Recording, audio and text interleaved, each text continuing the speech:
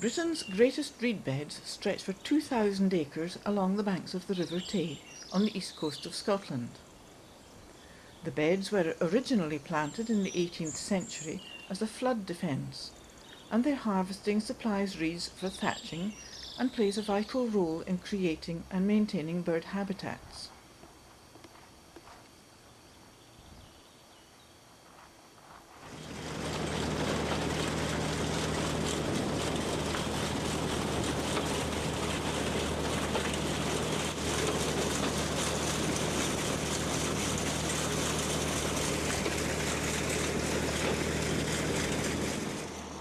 Graham Craig has supplied the British and Irish markets with thatching reeds for the past 30 years. Reed thatch will last at least 50 years. Only new or single stand reeds are harvested, and they have to be dead straight.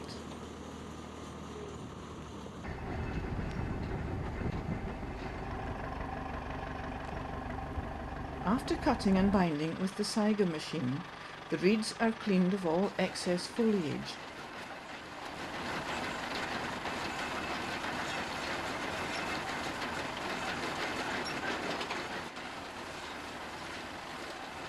The opposite ends to the seed heads are also cut sharply, so that the bunches are a uniform length of up to 6.5 feet and 60 centimetres or 3 handstands in circumference.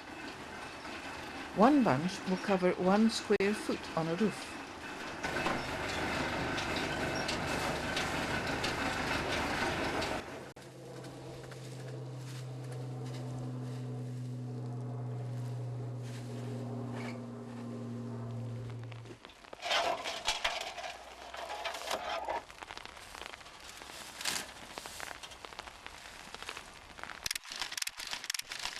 "130,000 bunches of reeds are cut and cleaned.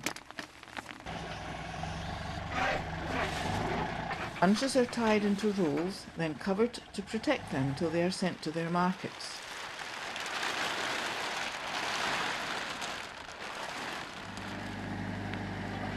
The waste is burnt.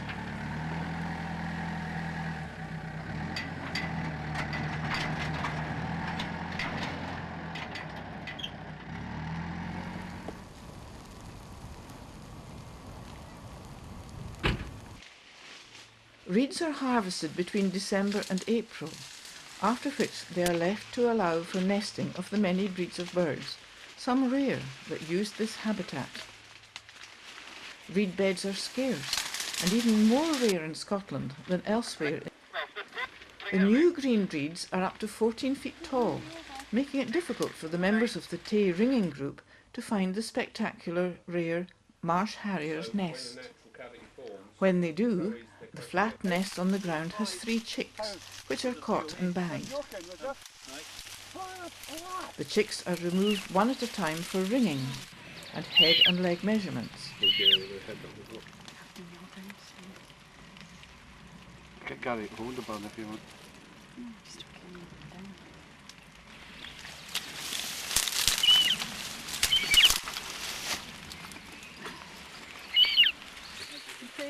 We've got a female, Harry. Right.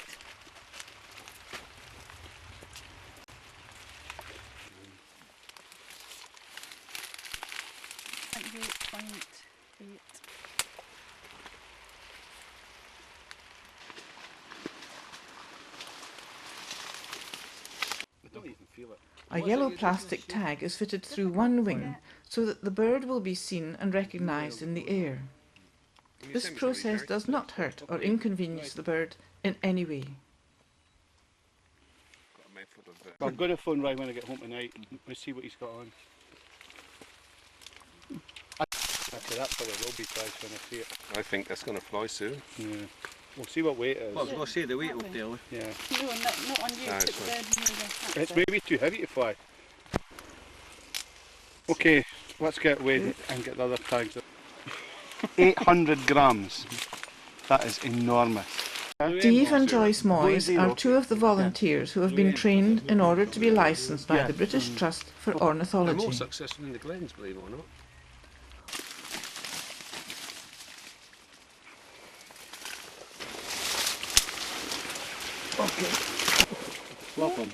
Put back in their nest, they will soon be reunited with their mother, who has been flying around overhead.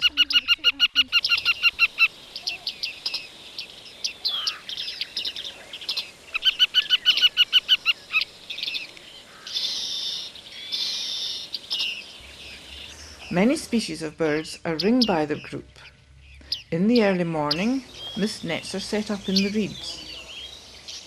Here, Joyce is gently extricating a wren from this net. Okay. Yes.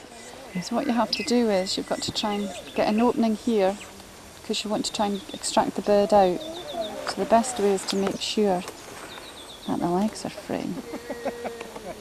Okay? And with a bit of luck, you should just be able to lift it right out.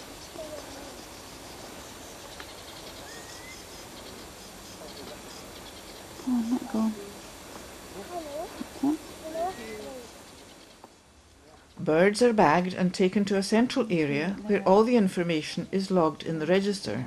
They are ringed and checked for age, sex, wing, head and leg measurements and weight before being released.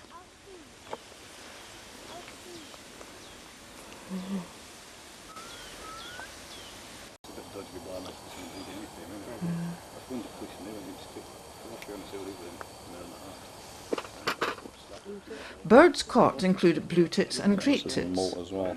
Okay, right, take a wing in it. I have to do a molt count. I'll just, excuse me a second, I'll do a proper, it's well worn.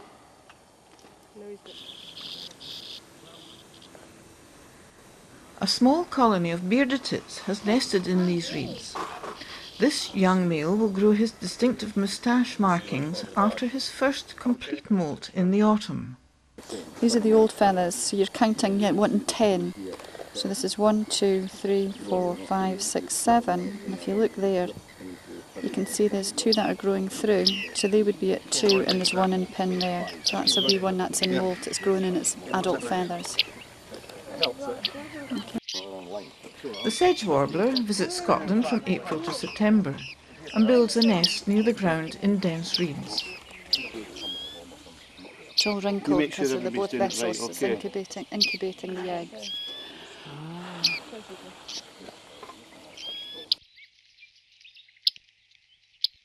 But let Vicky compare it with that adult.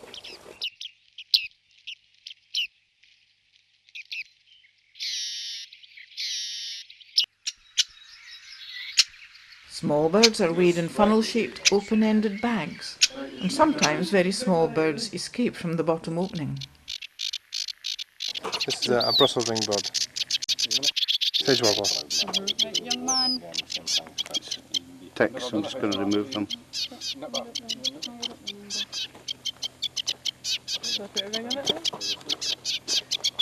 Another net was set up in the open and attracted many visiting sand martins.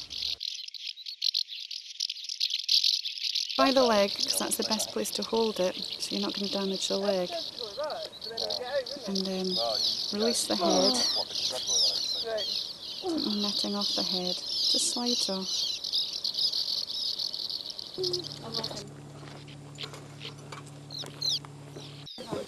Yeah. You can go.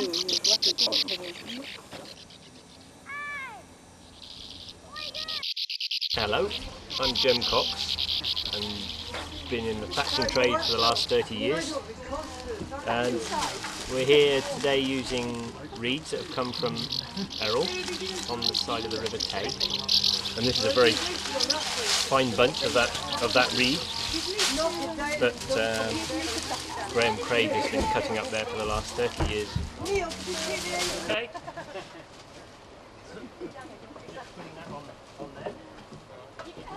When they were making it plant village, where they were sort of, you know, that museum bit there. You can the bunch of reed up onto the roof. You're tucking it in underneath the sway, which here we're using steel rod.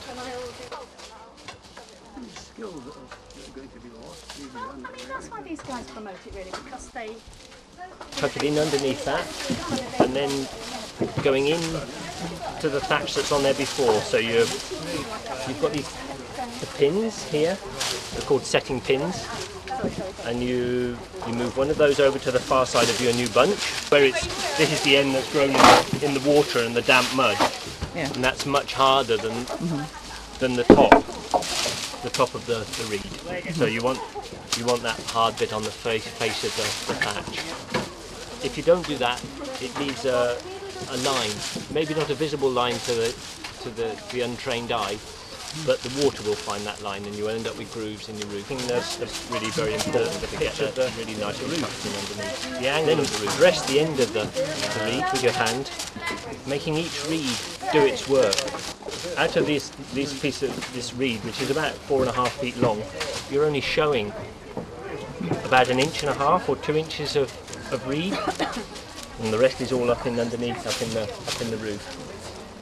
After that, after dressing the end, you bring the sway comes across, and you then fix that down in through the roof with a tie, and we're using a needle here with someone on the inside of the roof who's then taking the string round the batten and back out again and doing a knot and pulling it down really tight. That's what actually holds this. That's what's staying in the roof and holding it on the roof. Jem was holding a weekend thatching workshop for people from far and wide who came to enjoy the experience and the warm, sunny weather in Fife. Yeah, all right, where are you? You okay? This area of Fife has several thatched cottages, of which these are 3 good examples.